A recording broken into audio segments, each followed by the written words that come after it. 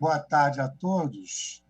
Eu Ministro Luiz queria, Fux, com presidente extremo do STF. pesar, comunicar o falecimento na tarde de hoje, agora há pouco, o falecimento do senador Major Olímpio, que foi um parlamentar combativo em relação aos valores morais e institucionais do Estado de Direito e da legalidade democrática. Em nome da nossa Corte, queria fazer esse registro e já tive a oportunidade de fazê-lo diretamente ao presidente do Senado Federal, minutos antes de iniciarmos essa nossa segunda parte da sessão. Manifestei em nome do Supremo Tribunal Federal a nossa solidariedade, expedirei uma nota e Sua Excelência, o presidente do Senado, comunicará a todo o Senado Federal essa nota de registro por essa lamentável morte pela Covid do senador Major Olímpio. Então, gostaria de prosseguir, então, agora a nossa votação, passando a palavra a Sua Excelência, o ministro Edson Fachin.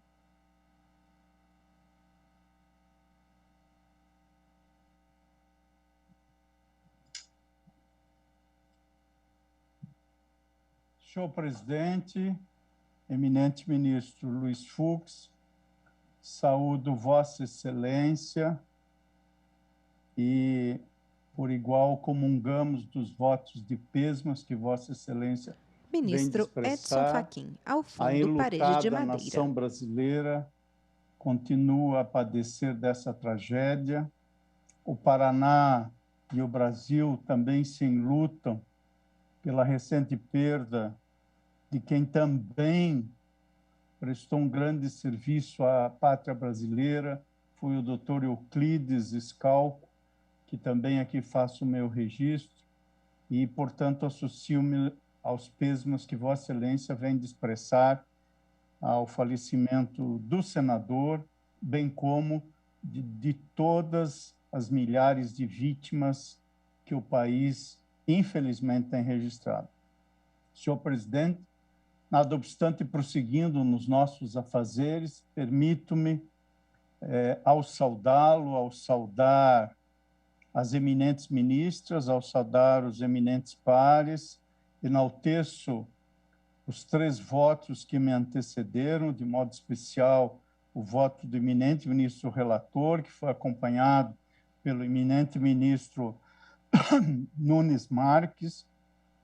Saúdo a divergência inaugurada pelo eminente ministro Alexandre Moraes, bem como me permito saudar todas as sustentações orais que aportaram a essa sessão virtual. Eu vou pedir um pouco de tempo, senhor presidente, porque, em meu modo de ver, ambas as soluções até agora trazidas para solver o caso submetido ao exame, com todo o respeito e com todas as vênias, não me parecem as soluções que, em minha compreensão, devam ser adotadas. A solução trazida pelo eminente ministro relator parte do reconhecimento da inconstitucionalidade da pena e determina a aplicação do preceito secundário de outro tipo penal assemelhado, que é o artigo 344-A do Código Penal. De outra parte, a solução trazida pela divergência suscita a repristinação, o que tem como pressuposto também a declaração de inconstitucionalidade daquilo que está contido no dispositivo que efetivamente foi impugnado pela defesa em sede recursal. A defesa pede mesmo a inconstitucionalidade, não é o único pedido, por evidente. Portanto, tanto a posição de Sua Excelência, o eminente ministro relator, acompanhado pelo ministro Nunes Marques, quanto a posição da divergência formulada pelo ministro Alexandre Moraes, como não podia deixar de ser, estão contidos, ambas estão contidas nos limites da devolutividade recursal.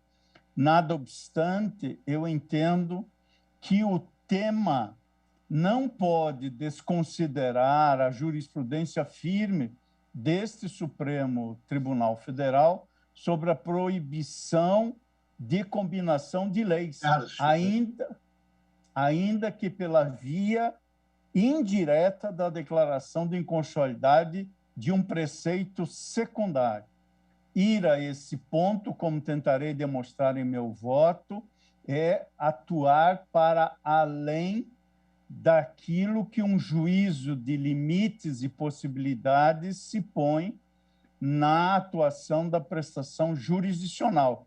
Eis que entendo que o tema não é apenas de dogmática do processo penal, ainda que o seja, para distinguir os crimes de perigo abstrato e os crimes de perigo concreto, mas transcende essa dogmática relevantíssima para também ir no plano da hermenêutica constitucional a algo que foi suscitado pelo senhor Procurador-Geral da República na sustentação oral que fez, doutor Augusto Aras, que diz respeito à separação dos poderes. E, por isso, o que me leva a fazer esta reflexão, senhor presidente, é que a solução para o caso, diversamente do reconhecimento da inconstitucionalidade, está, em meu modo de ver, em outro caminho que absolve o réu, porque ambas as soluções até este momento trazidas mantêm a condenação do réu, não absolve o réu e, portanto, do ponto de vista da justiça para o caso concreto, também me parecem ambas carentes desse resultado, tendo em vista que a desproporcionalidade da pena não deve, no meu modo de ver, ser levada a efeito apenas quanto ao perigo em abstrato, mas sim diante da possibilidade da ocorrência de dano e perigo concreto. Por isso, em votação, recurso extraordinário sentido, 979-962. Paulo Roberto Pereira contra MPF. A Voto relevância ministro do precedente do recurso extraordinário 608.17, a que irei me nudentar, bem como a necessidade da comprovação inequívoca da ocorrência de dano ou de perigo concreto de lesão à saúde. Sei e não se pode deixar de reconhecer a gravidade da pena, que pode, sim, soar demasiada. Nada obstante, creio ser possível promover interpretação conforme para reconhecer um sentido possível que permite a configuração do crime apenas em caso de dano ou perigo concreto, o que não é hipótese. Para tanto, senhor presidente, a questão parte da premissa que leva em conta a presença de dois elementos centrais na dogmática do processo penal e do direito penal que dizem a tipicidade e a reserva legal estrita. Uma das maiores conquistas civilizatórias da era moderna é essa exigência de reserva legal para que o Estado tipifique condutas como crimes. É um corolário do Estado de Direito Democrático, o princípio da legalidade, que, em meu modo de ver, não permite tomada de decisões que restringam as liberdades dos indivíduos, mesmo quando se tratar da atuação do direito penal para além do que a legislação como via que institui a racionalidade para a atividade estatal de limitação de direitos fundamentais. Esse conjunto de princípios foram amplamente explorados na doutrina do sempre citado, brilhante professor Nilo Batista, na sua introdução crítica ao direito penal brasileiro, referindo-se ainda que implicitamente quanto à combinação das leis penais, confere o eminente professor ao princípio da legalidade uma função constitutiva do ilícito. E, portanto, não há como cogitar, não há, em meu modo de ver, como cogitar com a associação de uma pena a previsão do preceito primário e a indispensável sanção correspondente. Nada obstante, há sim o reconhecimento de um dissenso expressivo sobre a possibilidade de combinação de leis na literatura jurídica. E sobre isso, eis o precedente ao qual antes me referi. O recurso extraordinário que contém um irretocável levantamento colacionado no voto proferido pelo eminente ministro Ricardo Lewandowski perante este Tribunal Pleno no julgamento de 7 de novembro de 2013. Além desse inventário doutrinário, Sua Excelência também inventariou os diversos precedentes desse tribunal que rechaçaram a operação de junção parcial de textos legais pelo julgador. Sua Excelência citou, entre clássicos modernos e contemporâneos, contrários à combinação de leis, Nelson Hungria, Aníbal Bruno, Heleno Fragoso, Jair Leonardo Lopes, Paulo José da Costa Júnior, da doutrina clássica von Litz, da doutrina contemporânea Klaus Roxin, Eugênio Zaffaroni, e também citou, dentre os autores mais recentes, José Henrique Pierangeli. Favoráveis, todavia, a esta compreensão, faz menção aos não menos ilustres e sempre mencionados como autores de nomeada César Bittencourt, Magalhães Noronha e diversos saudosos autores, dentre eles Frederico Marques e Damásio de Jesus. O eminente ministro Ricardo Lewandowski, naquele julgamento, assentou que não é possível a conjugação de partes mais benéficas das referidas normas. Sua Excelência se referia à Lei 11.343 de 2006, em relação à Lei 6368 de 76, para criar-se uma terceira lei, sob pena de violação dos princípios da legalidade e da separação dos poderes. Nada obstante, Sua Excelência anotava que o juiz, contudo, deverá, no caso concreto, avaliar qual das mencionadas leis é mais favorável ao réu e aplicá-la em sua integralidade. Até o presente momento, senhor presidente, com o devido respeito às opiniões que me precederam, ainda que valendo-se do elevado e superior raciocínio da inconstitucionalidade, não encontro elementos para sugerir a este colegiado que esta tese seja alterada, quer direta ou quer indiretamente pela via da inconstitucionalidade. Como também não verifico condições para promover uma diferenciação, distinguishing em relação à discussão desenhada nesses autos com aquela resolvida no citado precedente da expressão que acabo de mencionar do ministro Ricardo Lewandowski. Combinar o preceito primário do artigo 273 caput com a sanção prevista no artigo 33 da Lei 11.343 de 2003, ou com qualquer outro dispositivo, em meu modo de ver, é criar um tipo penal, o que contraria a Constituição, conforme a jurisprudência consolidada desse tribunal. E, nesse ponto, até esta altura, vou na direção da divergência dos argumentos trazidos pelo eminente ministro Alexandre de Moraes. Por isso, não encontro condições para sustentar a hermenêutica, que nem na via da declaração da inconstitucionalidade do preceito secundário autorize a combinação de leis que não represente violação do princípio da legalidade e me permito dizer, pedindo vênia pela expressão que está um pouco forte, de usurpação da função legislativa. Pois não?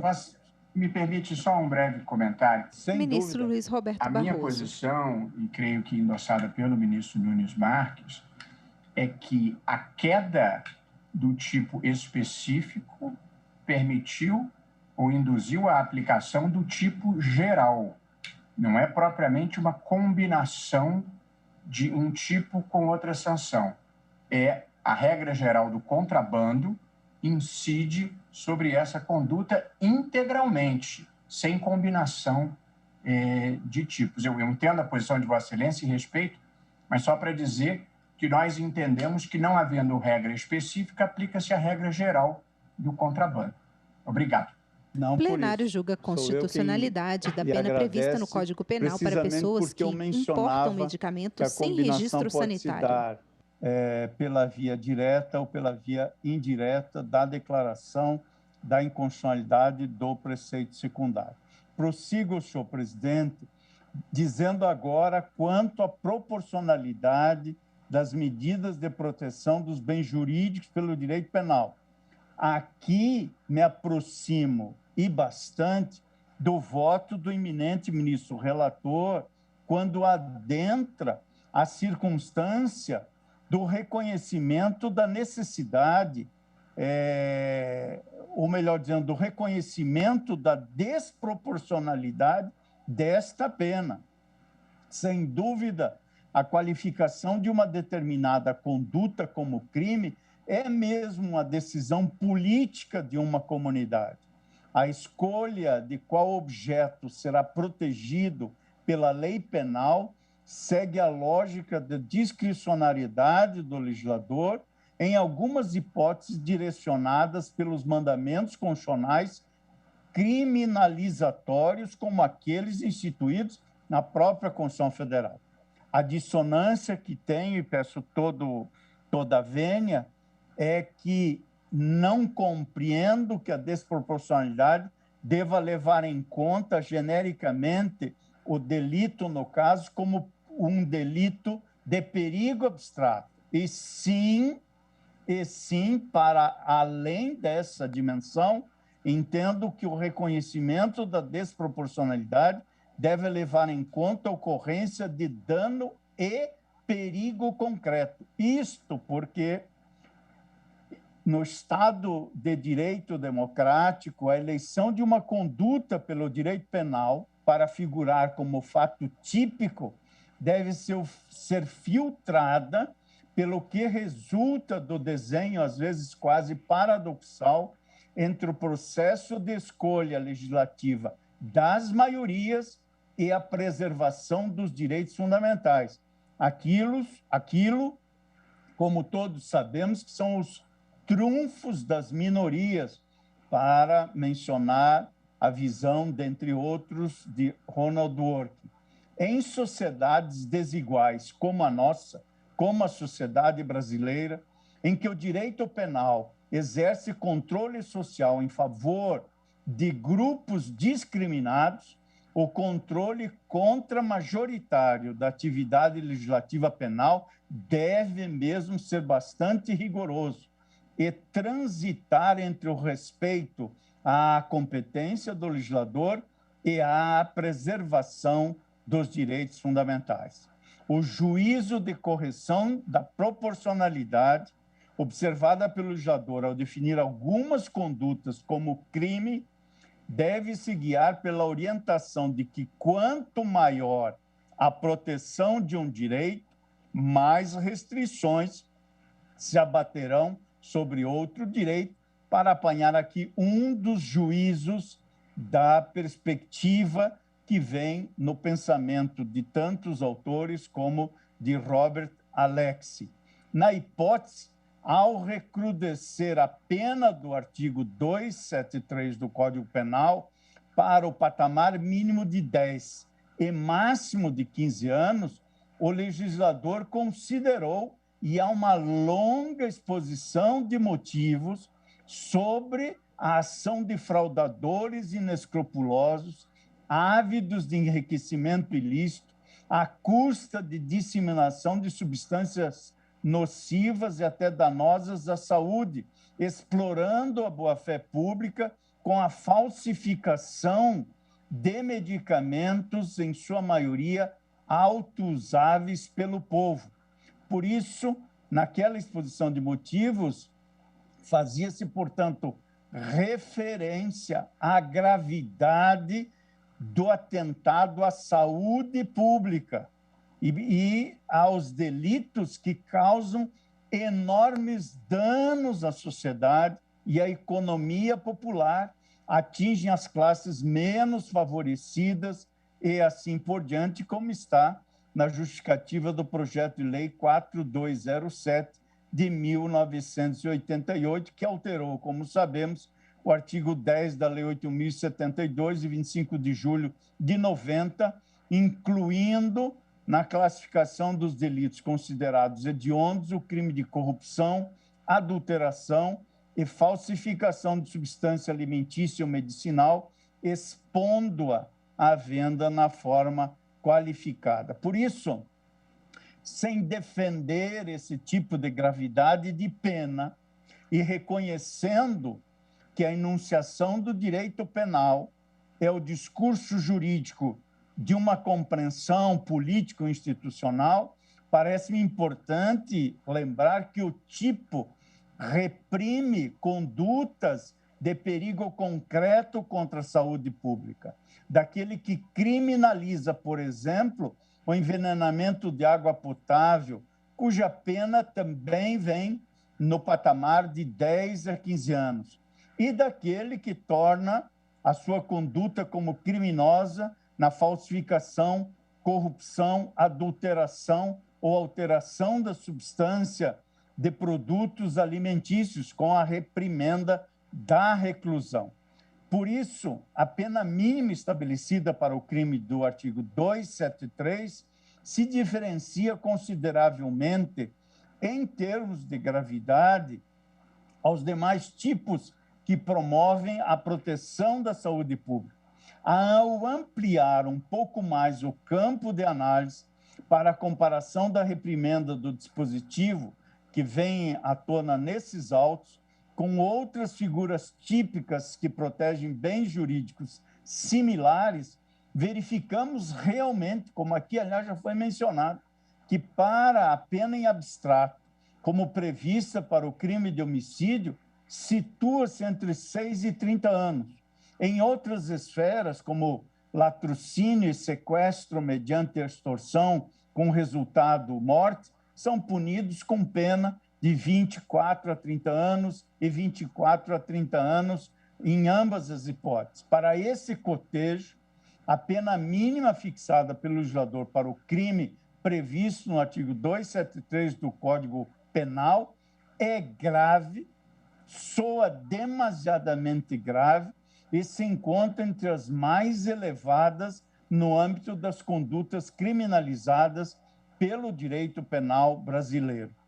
O fato típico Vota o ministro cuja reprimenda tem sua constitucionalidade questionada nesses atos, reprime a falsificação, corrupção, adulteração ou alteração de produto destinado a fins terapêuticos ou medicinais, condutas altamente perniciosas para a saúde pública.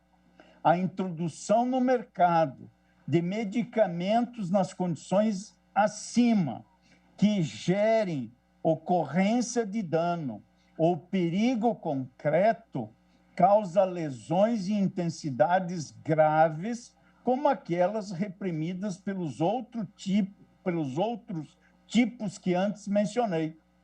Nesse sentido, as vítimas, sempre em escalas numéricas elevadas, diferentemente são daquelas afetadas por quem não possui ciência, no caso de que se trata de um produto prejudicial à saúde. É o que não se dá no tráfico de entorpecentes, onde essa ciência está presente. Neste caso aqui, se acredita no medicamento para um tratamento eficaz, o que, além de não ocorrer, expõe elevado número de pessoas a riscos sérios e irreparáveis à própria saúde, à saúde pública, à saúde coletiva, com possibilidade de causação de morte, fatos incidentes, na esmagadora das hipóteses, em pessoas pobres à procura de medicamentos de baixo custo. Tudo isso, entendo, deve ser considerado enquanto bem jurídico protegido pelo tipo analisado. Mas essa proporcionalidade deve ser vista, em meu modo de ver, confrontando-a com os crimes de perigo em abstrato.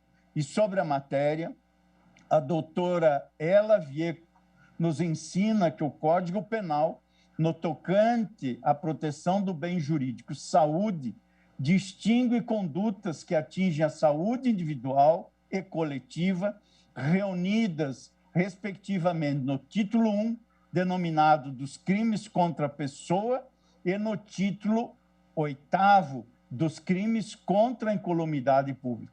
No primeiro caso, a lesão ou perigo de lesão pode atingir várias pessoas, mas elas são determinadas.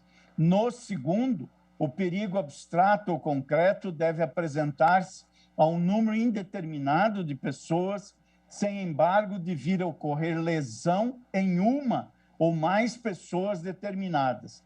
Indeterminação e coletividade, diz a professora Ela Vieco Volkmann de Castilho, na conhecidíssima obra Crimes contra a Saúde Pública, indeterminação e coletividade são elementos distintivos do conjunto de crimes contra a incolumidade pública e, entre eles, os crimes contra a saúde pública. Prossegue a professora Ela, registrando que grande quantidade dos crimes contra a saúde pública constituem crimes de perigo abstrato, categoria que fragiliza o princípio da lesividade. É um princípio limitador da intervenção penal porque proíbe, em primeiro lugar, a incriminação de uma atitude interna. Em segundo lugar, a incriminação de uma conduta que não exceda o âmbito do próprio autor. Em terceiro lugar, a incriminação de simples estados ou condições existenciais. Em quarto lugar, ainda, e em último lugar, sustenta com acerto, em meu modo de ver, a ilustre professora Ela Vieco Volkmann de Castilho, a incriminação de condutas que não causem dano, nem exponham a perigo um bem jurídico. E menciona a festejada jurista que atuou de maneira brilhante na Procuradoria-Geral da República, na Procuradoria da República, Ministério Público da União, menciona que o tipo do artigo 273 é daqueles que nele se presume o perigo e ainda o classifica como crime de mera conduta. Tomando em conta essas lições, entendo que podemos, a partir daí, tratar da constitucionalidade da sanção estabelecida para essa figura típica, não defendida por parcela considerável da doutrina, ao argumento de violação do princípio ou do postulado da proporcionalidade. Cito fonte no voto das posições dos festejados autores Miguel Reale Júnior, Alberto Silva Franco e César Roberto Bittencourt. A minha compreensão é de que o dispositivo do artigo 273 do Código Penal requer interpretação que preserve, num determinado sentido, a sua constitucionalidade. E, para isso, observo que a dimensão de criminalização das condutas previstas nesse dispositivo, que configure o ilícito apenas considerado perigo em abstrato, tendo como resposta penal mínima de 10 anos, viola o núcleo essencial de outros direitos fundamentais. A intervenção estatal no direito à liberdade desconsiderou e desconsiderará, se assim for entendido o sentido desse dispositivo, desconsiderará por completo a exigência, como bem disse a professora Ela, de lesividade concreta do bem jurídico pela conduta tipificada e, portanto, aí sim apresentar-se-á como desproporcional. Por isso, a falsificação, a corrupção, a adulteração ou a alteração de produto destinado a fins terapêuticos ou medicinais apenas constituirá crime nas hipóteses de causação de dano ou exposição a perigo concreto da saúde das pessoas, como, por exemplo, haver comprovação de regra pericial de que o medicamento adulterado contém substância que traga dano concreto à saúde, ou que não contém elemento que cause prejuízo e que foi comercializado e ingerido por pessoa que a data da ineficácia do produto teve lesão à saúde.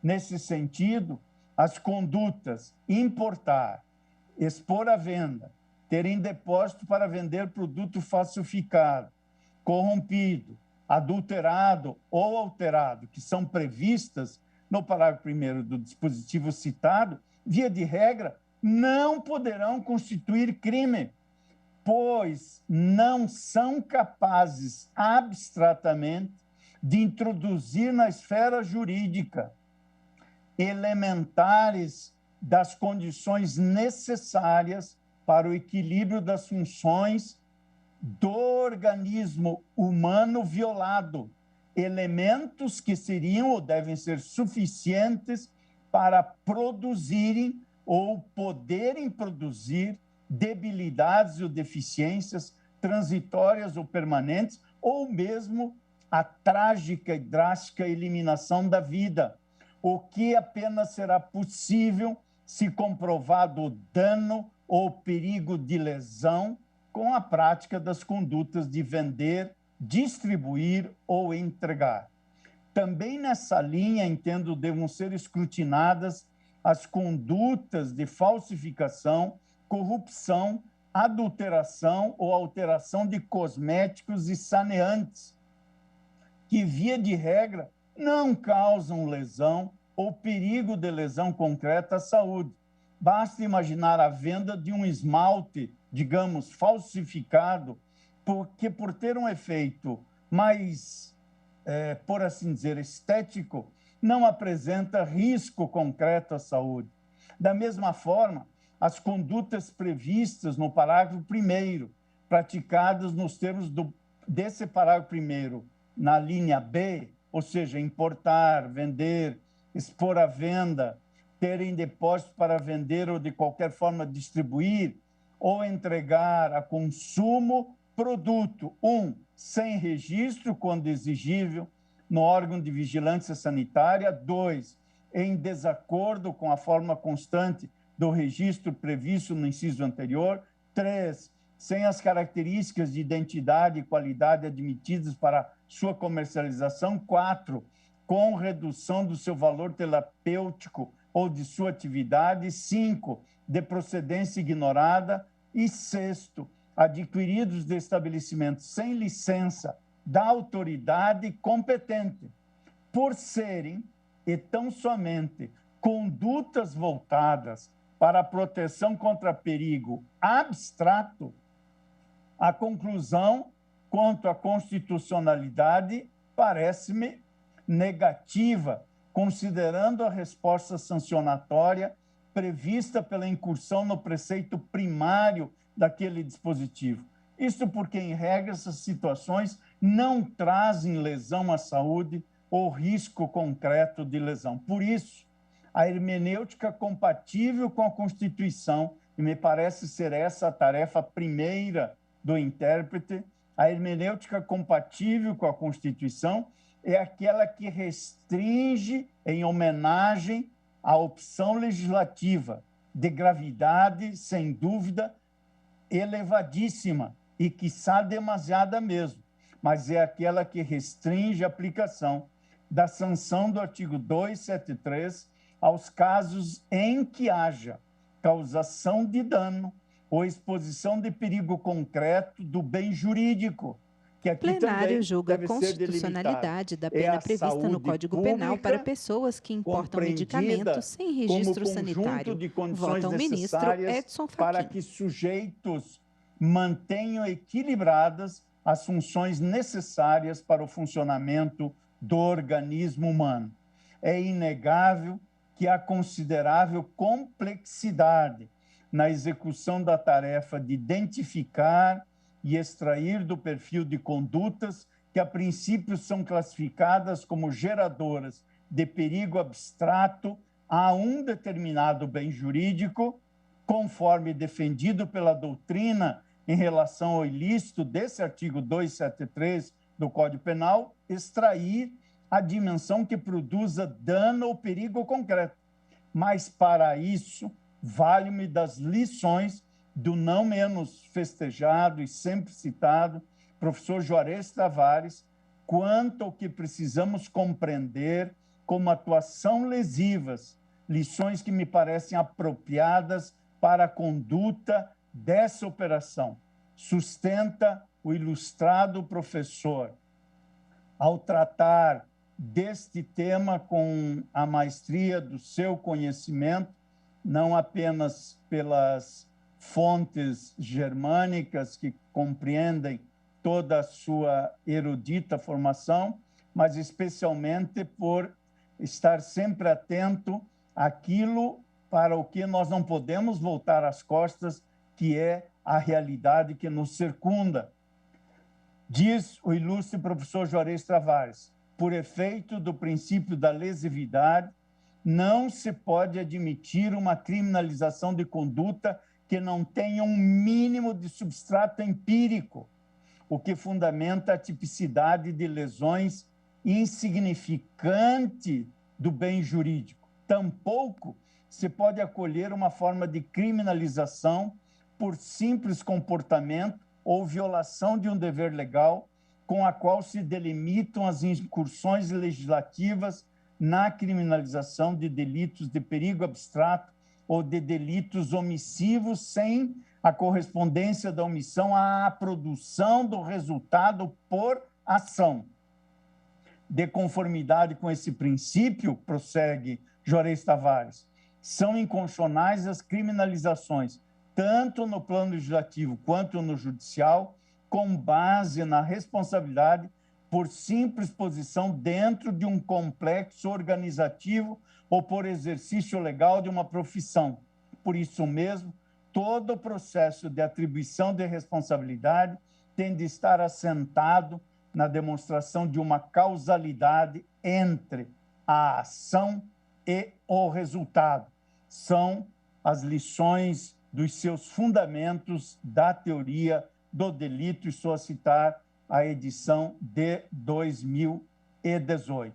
Por isso, entendo que essas lições indicam precisamente o caminho segundo o qual a lesividade não se evidencia sem a seleção do bem jurídico que se encontra vulnerado e carente de proteção, ensejadora da tipificação da conduta. É para isso que Juarez Tavares defende que a criminalização deve se referir a uma alteração sensível da realidade empírica, mesmo que se evite a submissão do direito ao empirismo, e a esse exagero certamente nem o professor chegou e nem eu chegaria, mas, nada obstante, não será possível reconhecer uma afetação de bem jurídico sem uma demonstração concreta dessa afetação.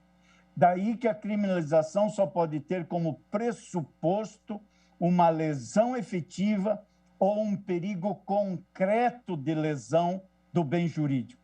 São também as suas palavras do eminente autor que acabo de citar, para que se possa dizer que a conduta afeta de fato a realidade na forma de lesão ou perigo de lesão, é indispensável que sua avaliação se processe por juízos globais, ex ante, pelo critério objetivo de probabilidade, e ex post, mediante uma observação acerca de como se desenrolou concretamente a relação de causalidade entre a conduta e o resultado.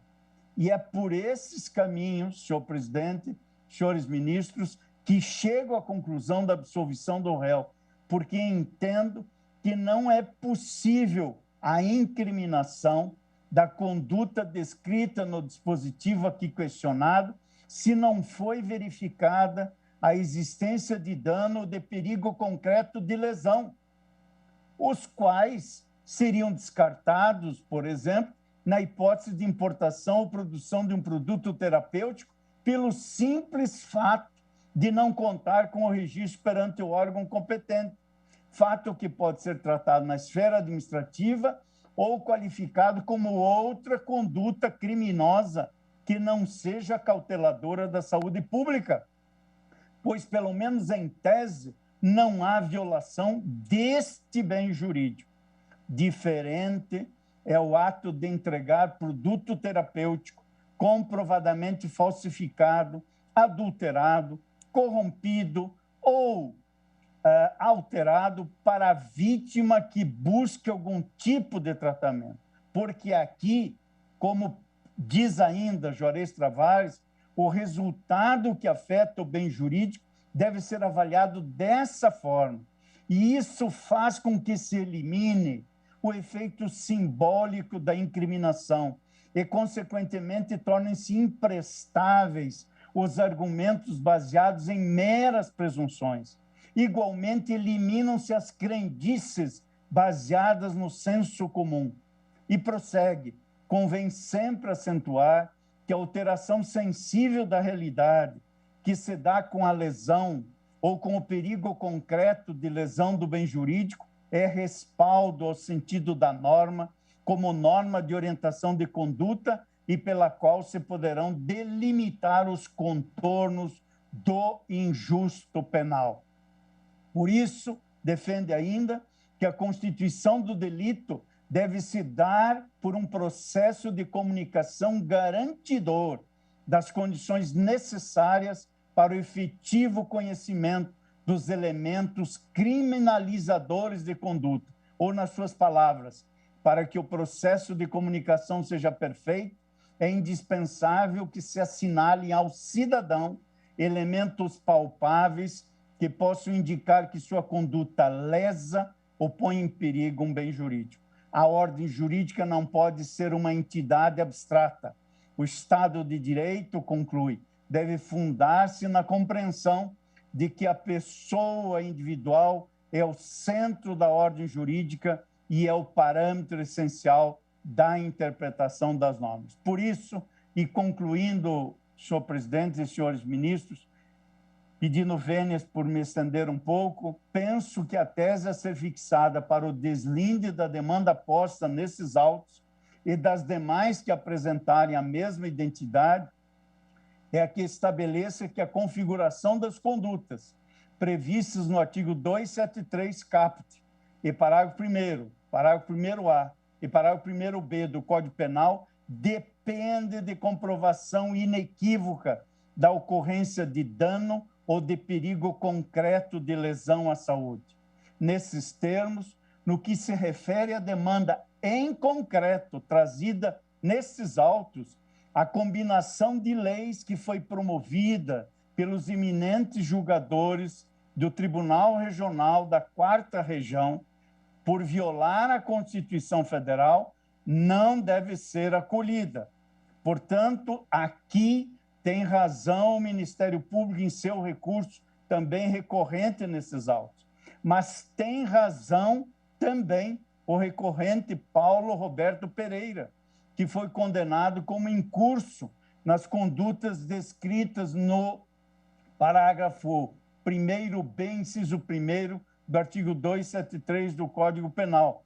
Eis que se trata de uma persecução penal que contraria a tese sugerida em conclusão da análise de um dos sentidos que mantém a constitucionalidade, ou melhor, do sentido de perigo concreto, ocorrência de dano que mantém o dispositivo cuja constitucionalidade foi questionada.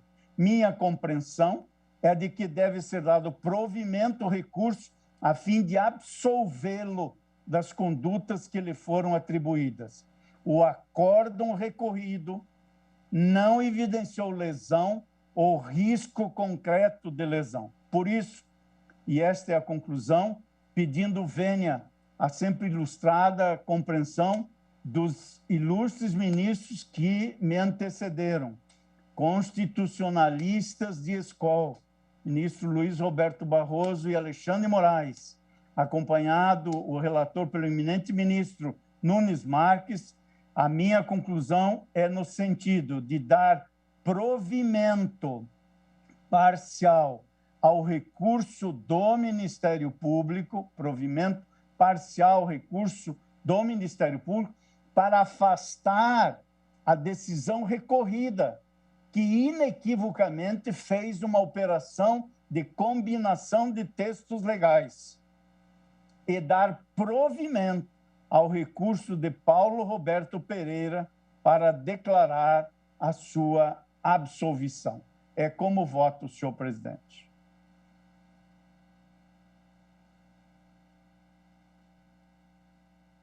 Recurso extraordinário 979-962, Paulo Roberto Pereira contra MPF. Terceira via na interpretação desse dispositivo, mas ainda temos 15 minutos e eu pergunto à ministra Rosa Weber se esse tempo seria suficiente para Vossa Excelência. Som.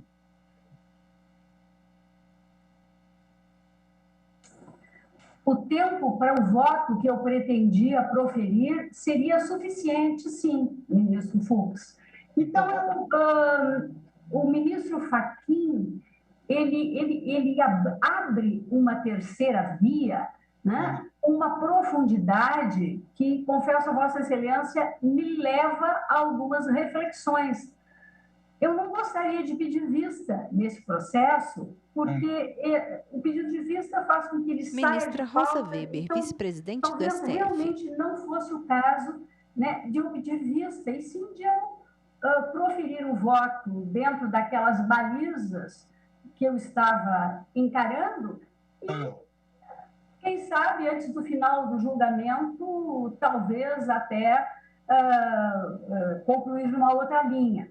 Fiquei extremamente tocada pelo voto do ministro Edson Fachin, sobretudo porque eu pensava, senhor presidente, que o delito de importação de medicamentos sem registro na Anvisa, dependendo do medicamento, me levaria, inclusive, a uma possibilidade absolutória a partir do princípio, à luz do princípio da inexigibilidade de outra conduta. Ou seja, acho que o tema é extremamente rico, ele comporta nuances, mas pensei, não, estamos no bojo de um recurso extraordinário, numa linha de repercussão geral reconhecida, e postas essas balizas, eu vou me pronunciar especificamente sobre esse tema. Mas, naturalmente, que esse aprofundamento trazido pelo ministro Edson Fachin, inclusive lembrando-me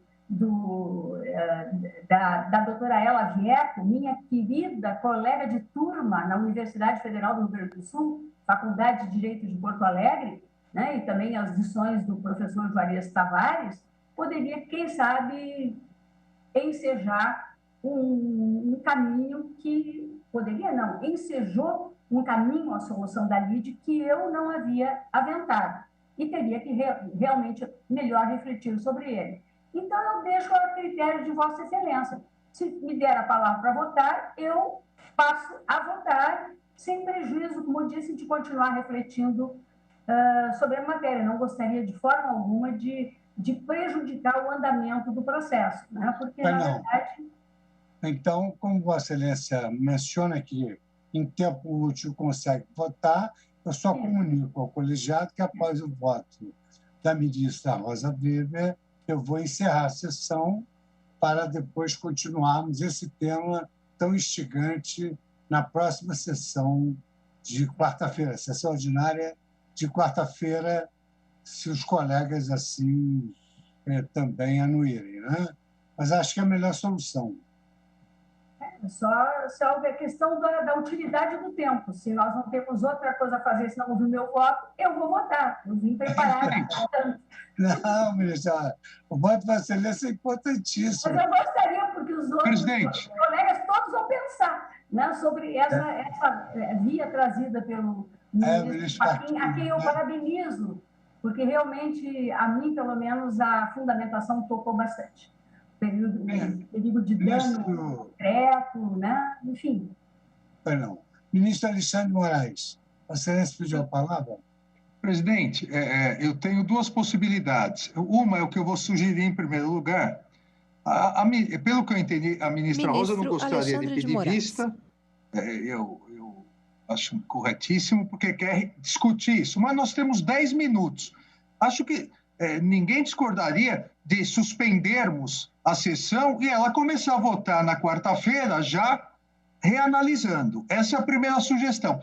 A segunda é eu ficar falando 10 minutos aqui até acabar a sessão e na prática vai dar a mesma. Qual que Vossa Excelência prefere? Apoio a primeira proposta e refuto a segunda. Bom, eu acho que eu devolvi... Presidente, seria um ato de delicadeza até com a ministra Rosa, que sempre é tão coerente e tudo mais. Ministra e que, Carmen Lúcia. Anue com essa possibilidade de avaliar um pouco e pensar um pouco até a próxima semana, porque o julgamento não terminará. Enfim, também eu quero ouvir a ministra Rosa, que tem o direito de opção. Ministra Rosa, Vossa Excelência, com a palavra. Presidente, obrigada pela palavra. Eu cumprimento Vossa Excelência, cumprimento meus queridos colegas, eminentes pares, o senhor vice-procurador-geral da República, né? Dr. Humberto Jacques, né? Muito prazer em revê-lo. Acostumamos-nos com o Dr. Humberto Jacques no eleitoral e agora ficamos com saudades de Sua Excelência. Também cumprimento o senhor advogado-geral da União, Dr. José Levi, cumprimento o Dr. Gustavo Zortea, defensor público federal, e o ministro Alexandre também fala, e o tempo vai. Assim eu nem vou precisar pedir a parte, ministra Rosa. Né? Eu cumprimento de um modo muito especial o ministro Luiz Roberto Barroso, que sempre traz um voto primoroso, que a minha vontade é sempre assim, como relator. Mas, de fato, hoje, o meu voto, sendo proferido hoje, não será totalmente com o relator. Eu acompanharia a divergência aberta naquele específico ponto pelo ministro Alexandre de Moraes. Mas antes, né, já adiantei, mas gostaria apenas de dizer, senhor presidente, antes de votar, que embora Vossa Excelência fale pelo tribunal, e fala pelo tribunal, e fala por mim, eu faço questão de, endossando as palavras de Vossa Excelência, manifestar a minha mais genuína solidariedade aos familiares do Major Olímpio e também a de todos os brasileiros vítimas, no dia de hoje, desta pandemia terrível que é provocada pela Covid-19. E eu sinto-me privilegiada, senhor presidente, por ter recebido hoje, em função da minha faixa etária, e lá no Parque da Cidade, no drive-thru, depois de 2 horas e 20 de espera, a primeira dose da vacina Coronavac. Né? Fico aqui, aqui os meus votos de que todos os brasileiros consigam receber essa vacina, que é a arma de que dispomos contra essa calamidade terrível representada Ministra Rosa. Coronavírus. Ministra Rosa, gostaria de manifestar aqui a minha surpresa e o meu espanto de saber que Vossa Excelência já chegou à idade dos que estão habilitados a se vacinarem, porque sem informação ninguém nem suporia. Vossa Excelência é muito gentil, mas hoje, aqui em Brasília, ministro Luiz Roberto, abriram para 2 idades. A minha é a menorzinha, 72, aqui 72, 73, nessa data. É isso aí. Ministra Rosa. Diga-se de passagem, presidente, faça um registro da competentíssima equipe de saúde do Distrito Federal, que com aquele acúmulo de carros, mas fomos todos, um por um, carro por carro, atendidos com a maior gentileza e a maior competência. Competência. Ministra Rosa, você me conhece, sabe que eu sou incapaz de causar qualquer indelicadeza com o colega, tenho respeito pelos integrantes da Corte. Então, eu apenas indagaria a Vossa Excelência, como souberam apenas 6 minutos para o término da sessão, se Vossa Excelência se incomodaria de iniciar o seu voto na próxima sessão, quarta-feira que vem. Eu não só gosto, eu até agradeço, presidente, porque, embora, como disse, a minha tendência seja declarar a não rigidez constitucional do preceito secundário impugnado, né, que é o preceito sancionador, mas adotar o caminho do efeito repristinatório trazido pelo ministro Alexandre de Moraes, ainda que o preceito primário não contivesse o tipo específico, embora a mim parecesse, né, a melhor solução, com a devida vênia, esses fundamentos agora defendidos pelo ministro Edson Fachin para que eu os afastasse, se é o caso de afastá-los e de não aderir a eles, eu gostaria de pensar um pouco para trazer as ideias, um raciocínio mais sólido. É isso. Muito obrigado pela sua gentileza aqui com a Corte. Eu, então, comunico aos colegas que eu vou declarar encerrada a sessão, um bom fim de semana para todos. Estou à disposição de todos os colegas para qualquer outro evento.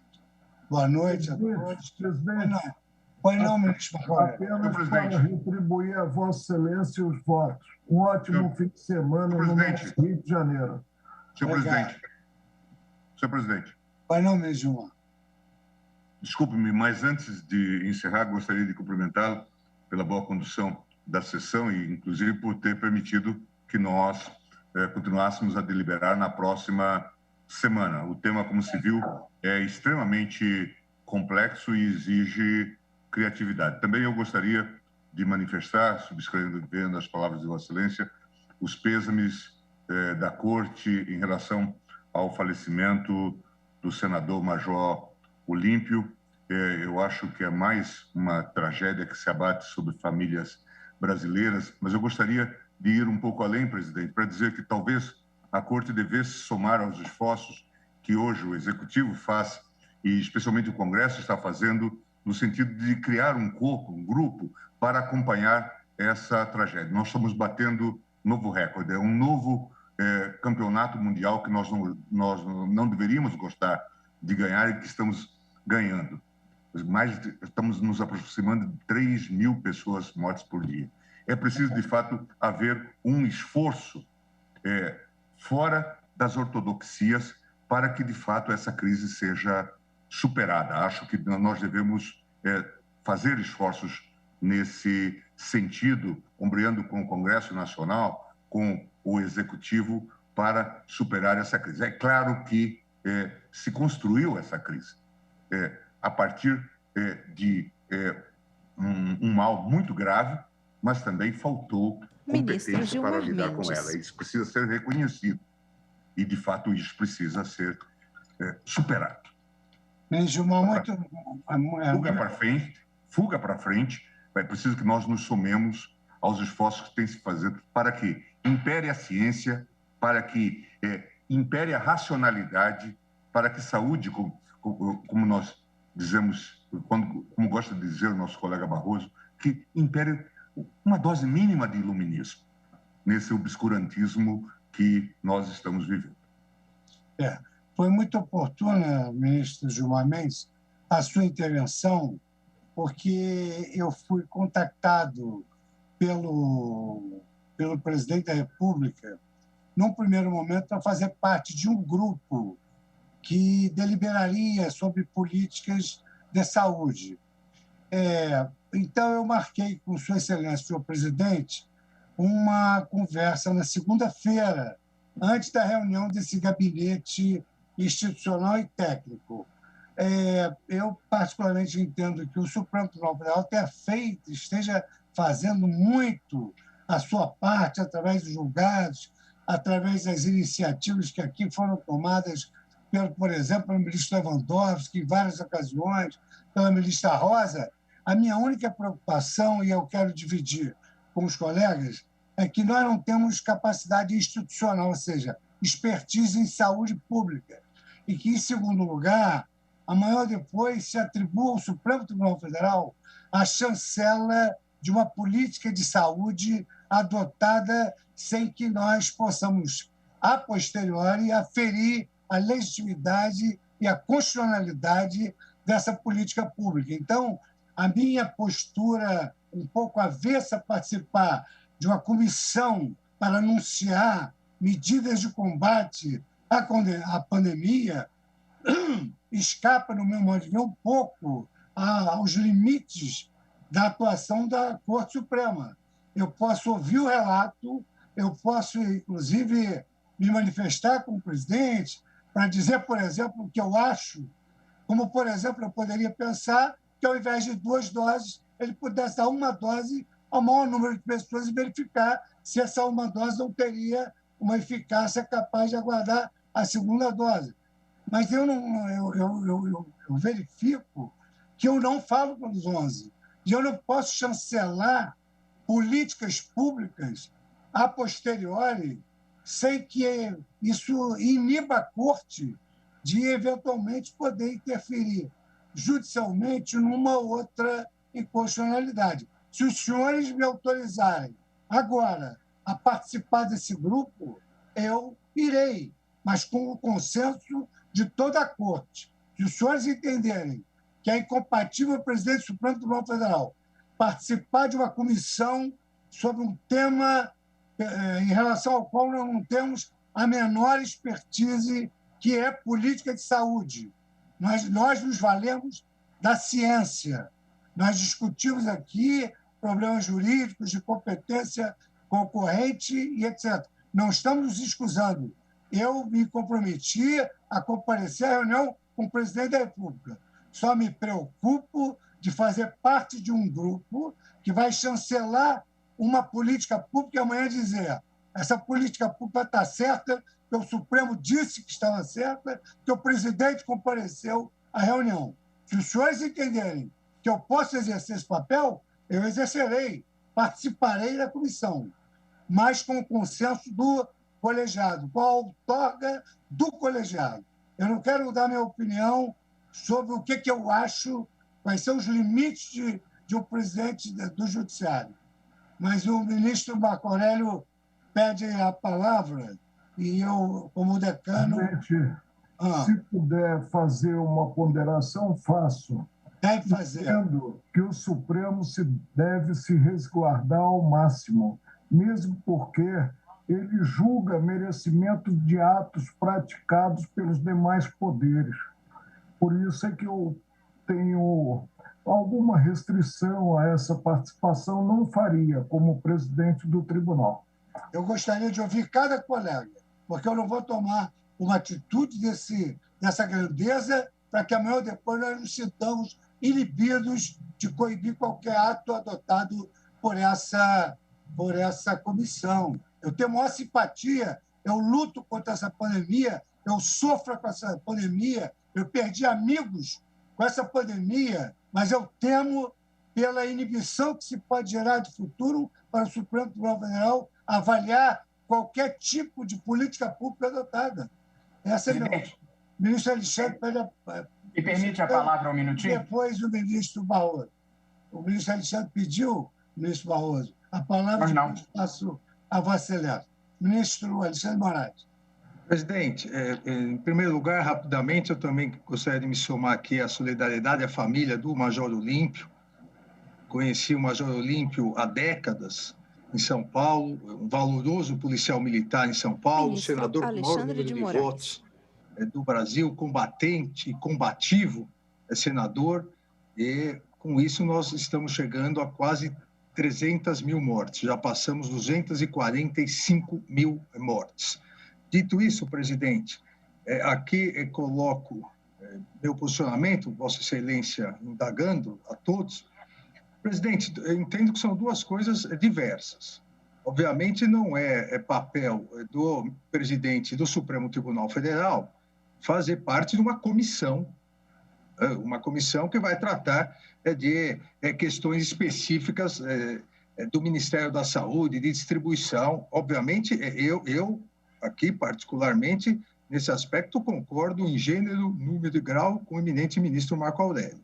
Uma coisa diversa é o presidente do Supremo Tribunal Federal, enquanto chefe de poder, sentar à mesa para conversar com o presidente da República, com o presidente da Câmara, com o presidente do Senado Federal, tal qual, nos momentos de crise, os líderes fazem, para conversar sobre caminhos, não sobre questões específicas, sobre caminhos para o país. Se o Supremo tudo bem, eu concordo. Adiro. Porque o Supremo Tribunal Federal, se é verdade que nós não somos médicos, não temos expertise na área de saúde, mas nós participamos da condução da crise, porque milhares de ações chegaram ao Supremo Tribunal Federal. Então, o Supremo Tribunal Federal, assim como os dois outros poderes da República, o Legislativo e o Executivo, eles devem, nesse momento, dar as mãos, se unir numa condução de união do país, união federativa, e o Supremo tem um papel importantíssimo nisso, obviamente, sem participar de comissão, sem participar de normatização, porque isso, como o ministro Marco Aurélio lembrou, isso pode chegar ao Supremo. Agora, a conversa do chefe dos poderes, nesse momento de verdadeira calamidade pública, nesse momento emergencial, em que 3 mil brasileiros estão morrendo todos os dias, acho que mais do que o Supremo talvez pensar, é um dever do Supremo Tribunal Federal sentar à mesa e conversar. E Vossa Excelência, da minha parte, tem carta branca para falar pelo Supremo Tribunal Federal nessa conversa como chefe de poder.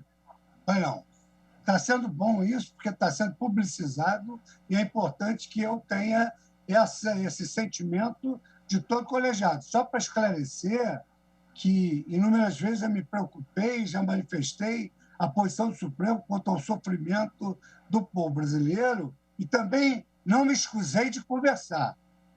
O que não se pode é participar, eventualmente, de um evento em que amanhã ou depois se diga não, tudo que se discutiu aqui é legítimo porque o Supremo Tribunal Federal forneceu a sua chancela mediante a presença do presidente Supremo, ministro Luiz Roberto Barroso.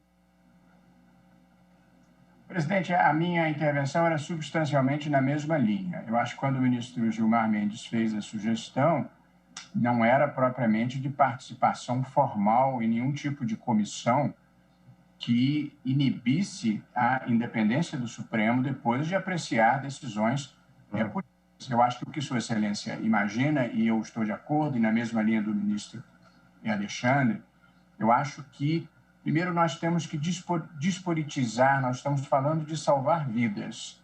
E, portanto, não se deve nem antecipar a discussão eleitoral, nem torcer para quanto pior, melhor, nem destilar ódio nesse momento. A gente está precisando de solidariedade e de fraternidade e eu concordo com o ministro Gilmar, de correção de rumos, é a humildade de entrar no rumo certo. E, portanto, a soberania das decisões médicas, das decisões sanitárias, dos consensos que se formaram sobre como conduzir isso. E acho que Vossa Excelência certamente pode ser o porta-voz desse equilíbrio, dessa ponderação de quem não tem interesse político e muito menos quer antecipar debate eleitoral e ajudar a construir uma racionalidade em que se apaguem os erros do passado e se olhe para frente, porque, de novo, quem tiver em busca de dividendos políticos com a tragédia dos outros está escolhendo um rumo moralmente errado na vida. E, portanto, eu também tenho amigos, todos aqui temos amigos, pessoas queridas que se foram, viraram números. E eu acho, sim, que nós devemos fazer parte de uma corrente do bem que procure empurrar o país na direção certa, sem politização, mas com a racionalidade que é razão, ciência e humanismo, que é a obsessão por salvar vidas, enfim, em vez de cobrar contas do passado, essas deixa para cobrar no processo eleitoral, mas nesse momento eu acho que é um momento, sim, de nós nos unirmos numa corrente do bem, mas tem que ir na direção certa, porque senão não adianta. E a direção certa é seguir as recomendações da ciência, da medicina, de quem não tem outros interesses que não seja salvar vidas. De modo que eu endosso a linha proposta pelo ministro Gilmar e pelo ministro Alexandre, contrário ao Supremo participar de comissões, mas a favor de nós não nos furtarmos de integrarmos um debate público construtivo para que, em breve, a gente deixe de celebrar esse recorde negativo de quase 3 mil mortos por dia. Pois não. O ministro Toffoli pediu a palavra. Sim, presidente.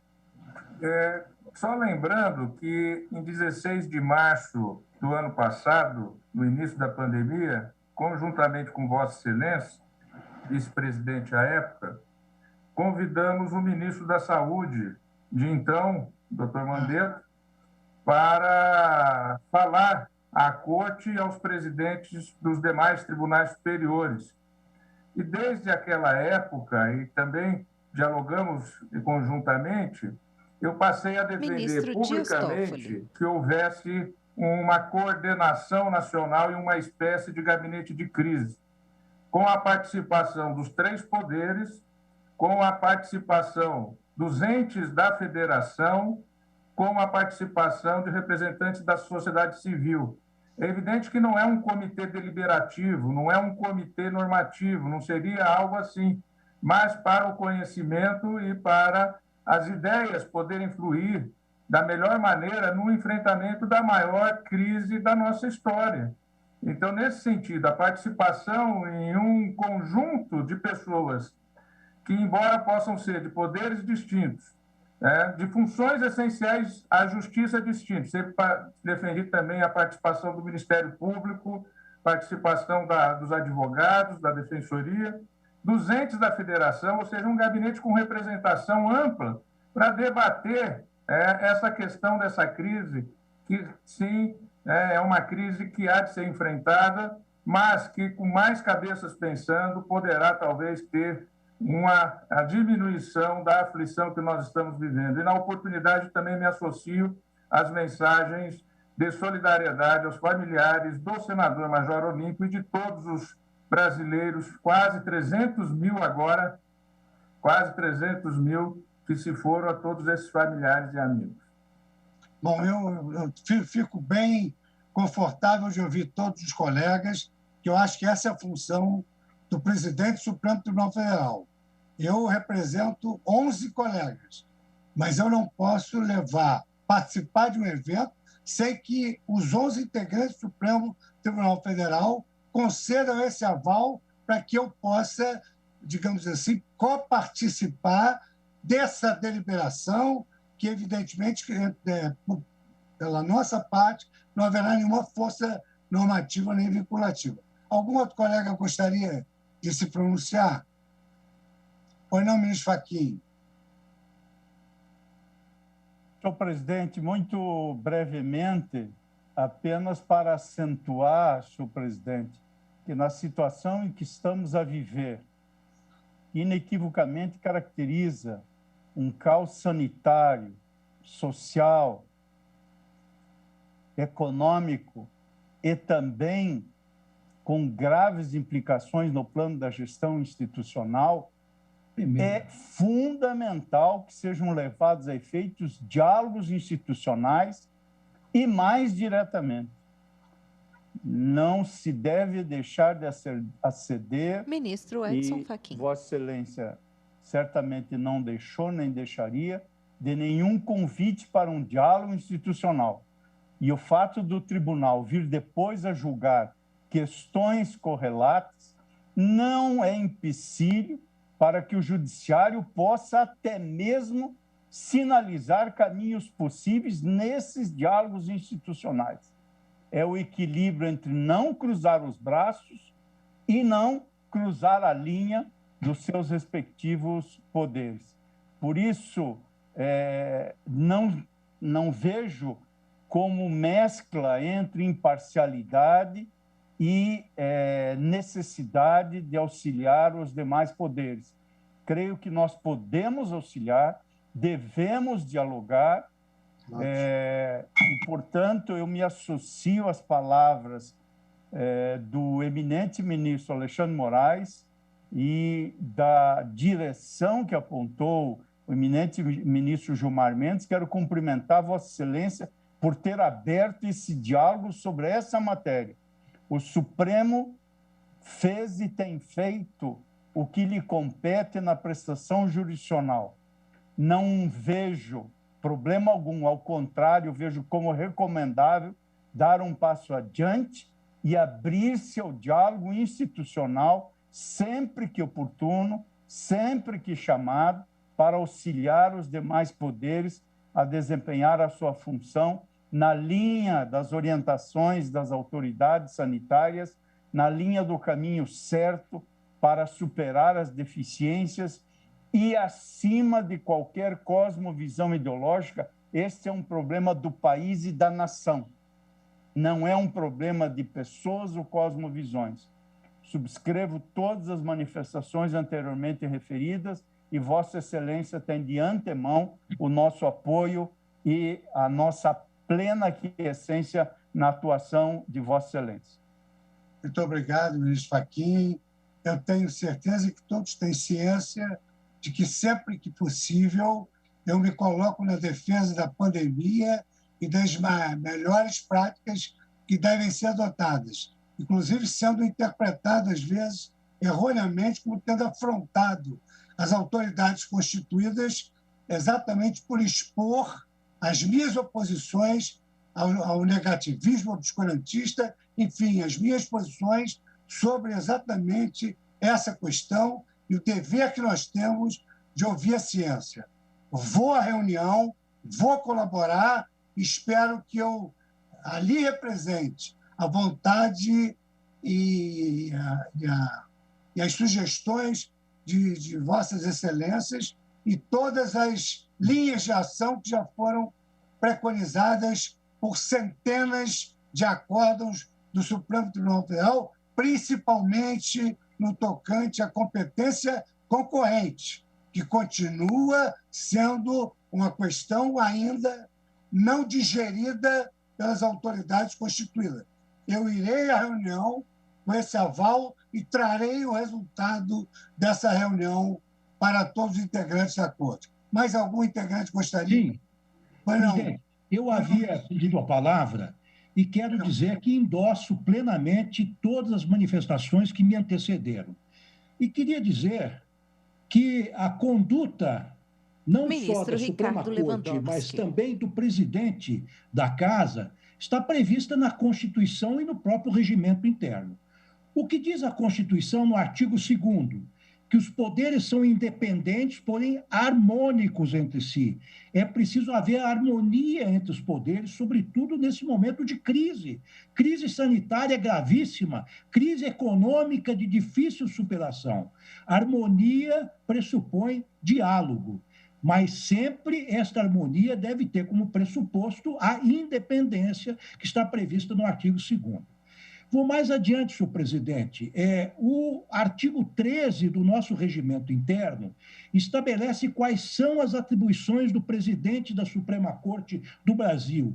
Em primeiro lugar, antes de qualquer outra, é velar pelas prerrogativas do tribunal. Qual é a principal prerrogativa do tribunal, por força do artigo 102 da nossa Carta Magna? É ser ou desempenhar a função de guarda da Constituição. Portanto, senhor presidente, quando Vossa Excelência for representar a Suprema Corte nos termos do inciso 2º do artigo 3 do Regimento Interno, que compete ao presidente representar a Corte perante os demais poderes e autoridades, Vossa Excelência lá estará defendendo, antes de tudo, as prerrogativas do Supremo Tribunal Federal, que são absolutamente próprias e não podem, de forma nenhuma, ser delegadas, ou nós não podemos abrir mão dessa nossa principal missão, que é constitucional. Isso para dizer a Vossa Excelência que eu apoio a ida de Vossa Excelência a convite do presidente da República e dos presidentes dos demais poderes para debater essa crise em que nós nos encontramos, mas, sobretudo, para explicar, como Vossa Excelência agora disse, quais são as posições do tribunal que vêm sendo tomadas nos últimos tempos. Essa questão da competência concorrente comum, a questão da estrita observância da ciência no combate à pandemia e tantas outras que nós decidimos. Então, é assim que me pronuncio, senhor presidente. Vossa Excelência vai para esse diálogo plenamente amparado pela Constituição e pelo regimento interno da nossa Casa. Muito obrigado, ministro Lewandowski. Mais algum integrante gostaria de se manifestar? Não havendo mais nenhuma manifestação, eu agradeço muitíssimo a intervenção de todos os colegas. Vou representar o Supremo Tribunal Federal como nunca me recusei, principalmente diante dessa crise. Sei que a minha presença chancele a constitucionalidade das medidas que eventualmente serão tomadas e trago a Vossas Excelências uma prestação de contas, quem sabe, numa sessão que não interfira na nossa função jurisdicional. Muito obrigado a todos. Está encerrada a sessão.